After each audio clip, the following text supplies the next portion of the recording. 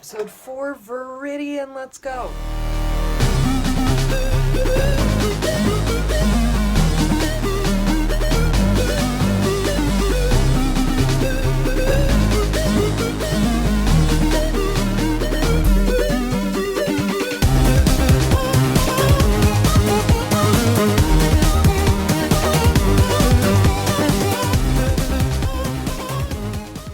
So the other day I was shopping for pigments in anticipation of some of the extra special stuff that I'll get to at the end of this 30-day worship of pigments.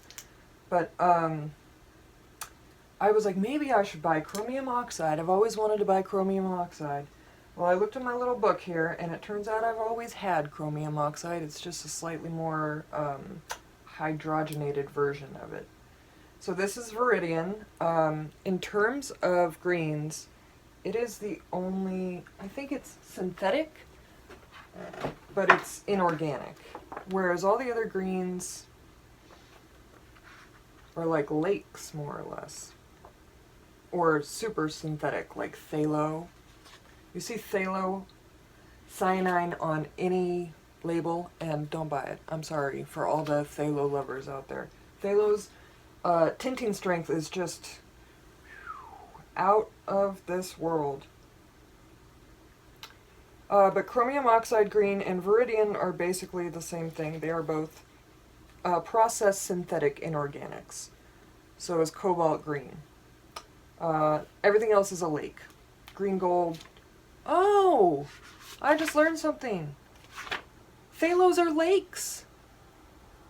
Remember what a lake is? It's like a water-soluble pigment that has to be floated into your oil paint on something else. So it's they're organic, and because they're water-soluble, you gotta attach them to some other particle in order to make oil paint out of them. They usually don't have the best light fastness.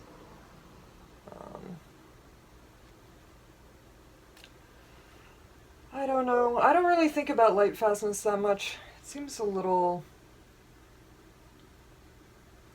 I mean, I'm all on the scale of 1 to 10 about archivality. I'm way more concerned than most people, but light fastness is just something that I can't be bothered to deal with. Sorry, guy from Rublev, who really cares. But so let's look at Viridian, our friend Viridian, which in my head I call Christmas green, because it's very bluish. Can you see? Let's look at it compared to yesterday's green, the prettiest green of all time, the Renaissance green, the green earth, terre verte.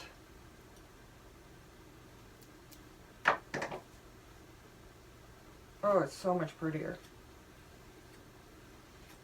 And I know that yesterday I said it's sandy, and I was talking to some of my friends about how sandy it is, and I think the sandiest version is the Rublev version, and then also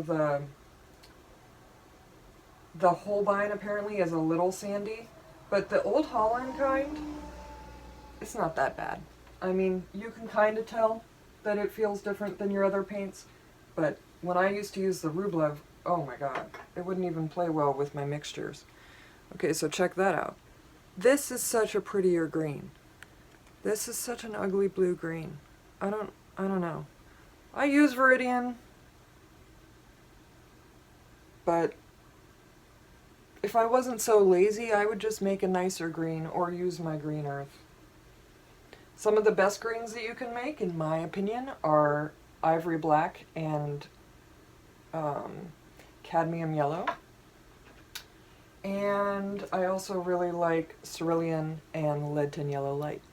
So play around with those, and I'll see you tomorrow for who knows what.